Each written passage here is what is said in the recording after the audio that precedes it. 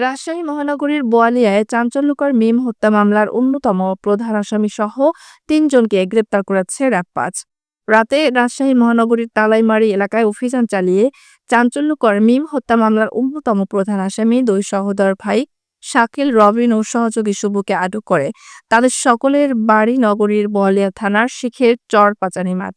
ঘটনার সূত্রে জানা যায়, পূর্ব শত্রুতার জের ধরে গত ২৬ তারিখ সন্ধ্যায় বোয়ালিয়া মডেল থানাধীন টিকাপাড়া কেমিকোর সামনের গলিতে দলবদ্ধ হয়ে ভিকটিম মোহাম্মদ মিমের পথ রোধ করে লোহার রড, জিআই পাইপ, লোহার হাতুড়ি, চাপাতি, রামদা চাকু নিয়ে এলোপাথারিভাবে মারপিট করে গুরুতর জখম করে।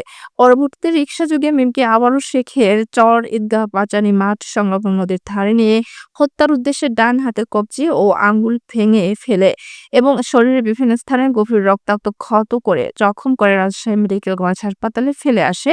পরবর্তীতে চিকিৎসাধীন অবস্থায় মৃত্যু হয় তার। এমন নরকীয় হত্যাকাণ্ড এলাকায় ব্যাপক চাঞ্চল্য সৃষ্টি করে। মর্মান্তিক এই ঘটনাটি দেশব্যাপী প্রিন্ট ও ইলেকট্রনিক্স মিডিয়াতেও ব্যাপক সাড়া ফেলে।